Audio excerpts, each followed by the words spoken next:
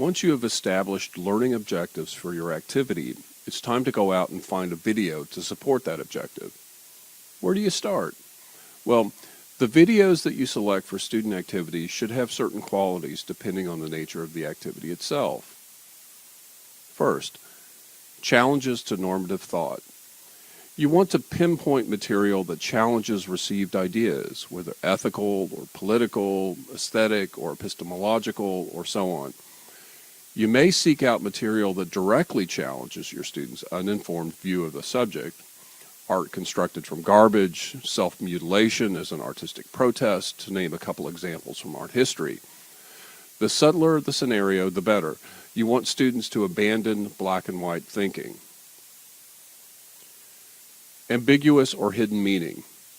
You want to present something that requires active interpretation. Students must exercise judgment, and various interpretations should be possible.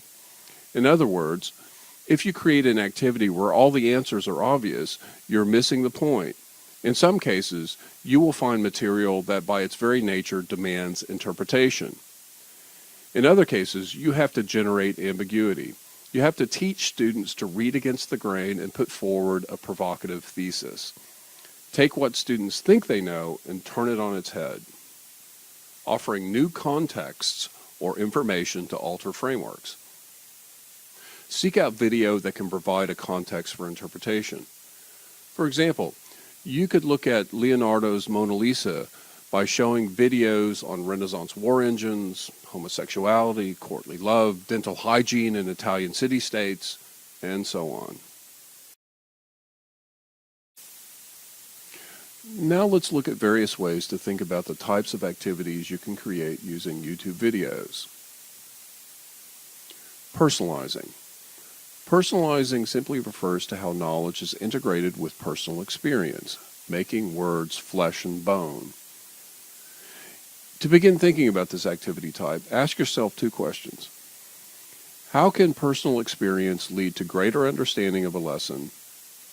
And how can you structure an activity that focuses in a particular way on your students' personal experience to lead to greater understanding?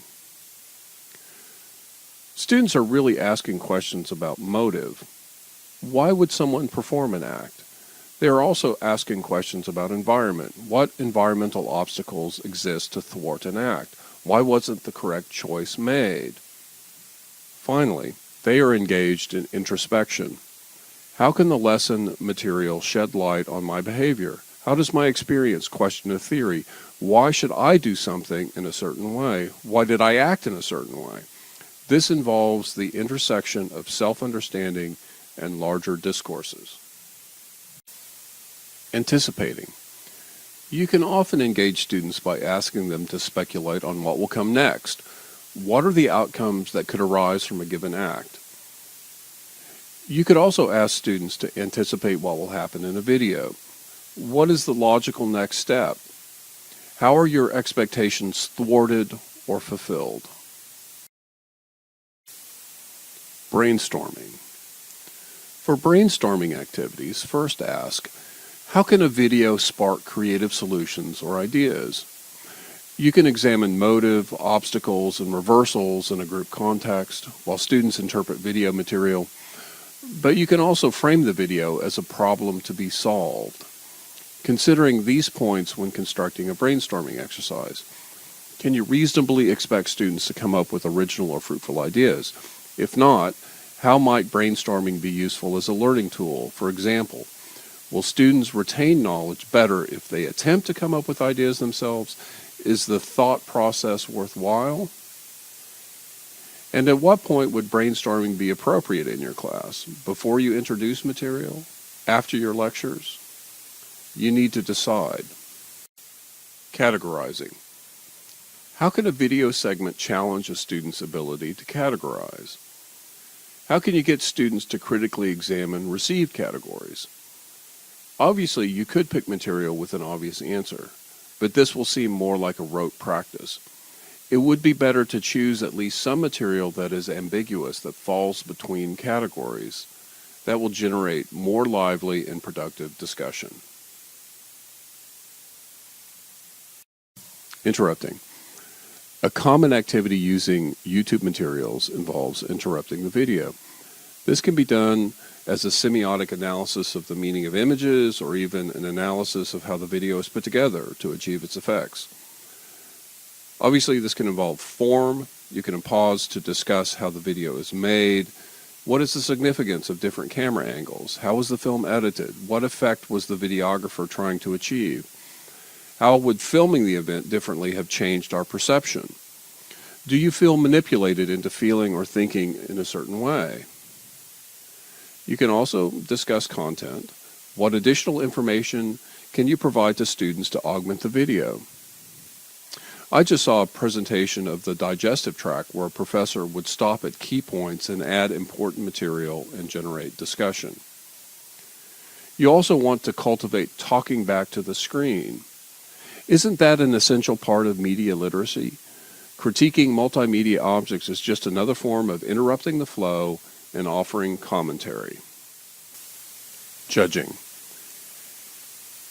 Here you must have stable criteria with which to judge, otherwise use brainstorming. Then you can do two things. Have students simply use the accepted criteria and judge the material. For example, review guidelines for conducting clinical interviews, then judge interview videos. Find video material that challenges the criteria. For example, let's say your students have learned guidelines about proper management styles, which emphasize all sorts of warm and fuzzy behavior. You've read, however, that top executives don't score well on warm and fuzzy, so you grab video footage that shows some pretty aggressive behavior from managers.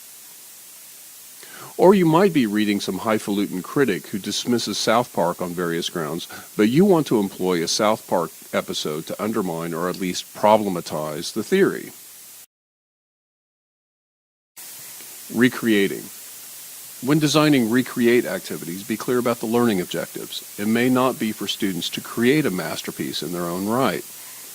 You may not be concerned primarily with technique, but instead, you might be most interested in what trying to practice a technique can tell students about a concept or an idea. If you require students to attempt to use Jackson Pollock's drip technique, for example, you may want them to discover something about Pollock's art through doing. It may be how difficult it is to not muddy the colors or keep the drips and swirls from coalescing into a recognizable object or pattern, or how masterful Pollock was in preparing his materials. Your goal is not for them to recreate an actual Pollock masterpiece. So, are you interested in the end product? Do you want students to imitate in order to master technical skills? Or are you interested in students understanding processes more than developing skills? Are you using this experience to solidify their grasp of concepts? Dramatizing. Role-playing and simulations have become increasingly important to training. Corporate training often involves simulating real situations, interviews, crises, negotiations, and so on. And learners must make decisions in real time. You can employ such activities in your classroom. You have a few options. Recreate a real-life scenario that allows students to practice skills. Create a dramatic scenario that will conceivably provide students with a different perspective. There are a few things to consider. How open are your students to role plays? Do they need time to prepare, or can they improvise on the spot? Investigating. How can you use the video as the basis for research projects? First, it's helpful to choose a video that's ambiguous, that raises more questions than it answers. Then prepare a list of questions that you want students to investigate and use the video to focus the research. The more complex the video, the more options you have for assigning research topics. A group could tackle numerous issues without losing the collective focus. Verbalizing. Your students' language skills often need work, so why not employ video in the service of refining their language skills? You can use video as the raw material for student writing projects. For example, ask students how they can translate what they see into words. For example, you can show a process, the workings of the digestive tract, the firing of neurons, whatever, and ask your students to write a description of that process using the proper terminology.